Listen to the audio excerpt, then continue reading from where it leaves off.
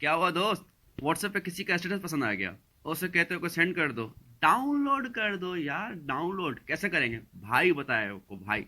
करना है क्या, आपने जाना है प्ले स्टोर के ऊपर। आपने यहाँ पे लिखना है status saver for WhatsApp. Status saver for WhatsApp लिख दिया।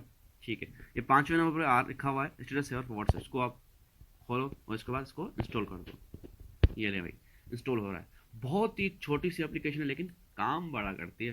देखें, ये इंस्टॉल होने को है।